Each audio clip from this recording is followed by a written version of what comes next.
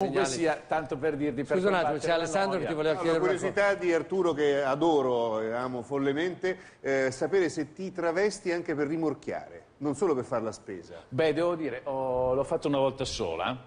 Cioè, ho fatto Da che ti... ho portato un regalo ad una mia amica, tutto pitonato, insomma, sembravo una specie di quelli che portano i pacchi quelli Pony Express. Bravo, Pony Express. L'ho portato e dice: ho ricevuto questo pacco da regalare. Questa qua, spaventata, era in un bar, anche non si è posto il problema come cavolo mi ha fatto trovare qua, eccetera. Ha ricevuto, grazie, eccetera. Poi mi ha telefonato e dice: oggi una cosa straordinaria, mi è arrivato un disco che cercavo da anni, da un anonimo che me l'ha portato. Ma chi te l'ha portato? Uno di quegli alcolizzati là con le moto. Dico, vabbè. Dopo una settimana lo dico: guarda che quello là ero io. Si è spaventata. Ha detto: questo è schizofrenico, non mi ha più telefonato. Sparito. Quindi mi è servito. So che ti è successo una cosa abbastanza curiosa, che sei stato pedinato dai servizi segreti francesi. Chi te l'ha detto sta roba? Beh, I servizi segreti, ovviamente. Ovviamente noi lavoriamo con servizi. È vero? No, questa è una cosa brutta che mi è successo. Cioè? Insomma, brutta, adesso uno ci sorride sopra.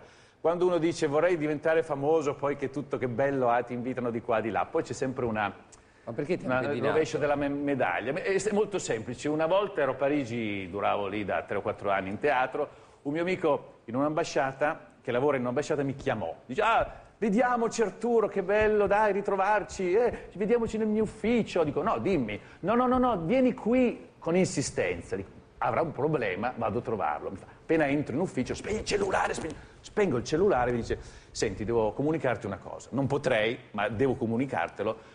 Sei controllato dai servizi segreti. E ho detto: boh. Ma dico: ma perché? Ma dice: tieniti bene perché c'è uso di stupefacenti, vendita di stupefacenti, pedofilia, tratta di cose, di organi. Dico, manca il genocidio, poi c'è tutto. Cioè, ma perché? Non lo so, comunque mi ha detto: il tuo telefono è controllato di sicuro. Controllano le email e probabilmente hai anche una cimice nella macchina. Dico: cazzo, tutta sta spesa, ma perché? Dice: non fare menzione di questa cosa con nessuno, se devi scrivere a qualcuno, scrivi la letterina, cara mamma, lettera, imbuchi. E poi come è andata a finire? E io ho passato 3 settimane chiedendomi chi e perché vivevo questo controllo. Dopo 3 settimane mi ha chiamato il mio amico: ho buone notizie per te, se vuoi venire subito. Zoom! Cosa è successo? Dice: molto semplice, tu devi fare uno spettacolo per Chirac, ti hanno chiesto. Dico: sì, tra 2 mesi, era prima di Natale. Se ti confermano lo spettacolo vuol dire che hai passato l'esame, cioè ti fanno uno screening morale. Lo screening morale? Sì, per cui Chirac non si sveglia un giorno e dice: Brachetti che lei ha invitato all'esilio con 600 bambini, parenti, cosa. Pensa in Italia. Esatto, stavo dicendo. Pensa in Italia. No? Cioè, posso Nessuno proporre... farebbe spettacoli da nessuna parte. Comunque. Forse lo screening morale andrebbe fatto un po' in generale in ho sto sudato paese, no? freddo, perché veramente mi chiedevo chi avevo offeso, che cosa. Senti, io voglio Dimmi. fare... Scusa, so che non Dimmi, puoi, so che ti secca sta roba Anche qua. tu devi liberarti? No, l'ho già fatto. Soffiarti Senti, il naso? ho il mio fazzoletto, dai, mi hanno detto che tu fai dei trucchi pazzeschi con un fazzoletto.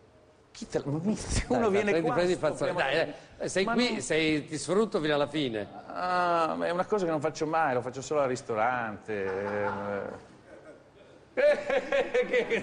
No, lui non sta bene, fra Andreini che ogni tanto... Ti pagano?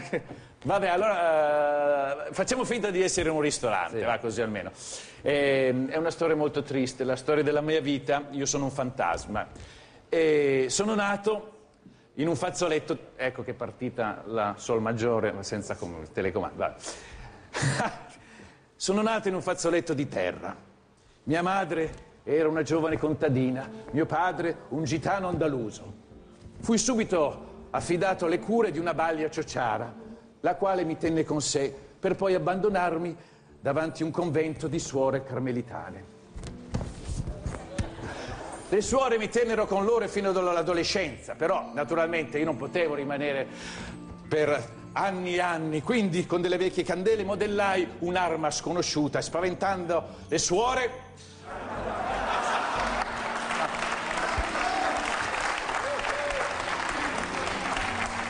quest'arma semi sconosciuta anche a loro, guadagnai l'uscita via verso la Spagna, dove volevo diventare torero. Olè, olè, olè. Un pomeriggio afoso vidi avanzare verso di me un oggetto misterioso, dietro il quale si celava una bellissima fanciulla. Era una bella andalusa dietro il ventaglio. Lei lasciò cadere il fazzoletto a terra, prontamente lo raccattai, ma quando mi voltai lei non era più là.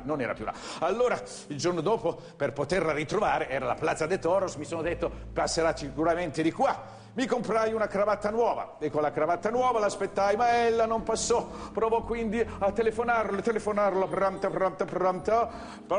nessuna notizia. Allora mi disse andiamo a Parigi, a Parigi, la Ville Lumière. Passai delle notti al Folies Bergère, dove vidi ballare la bellissima Mata Hari. Arrivo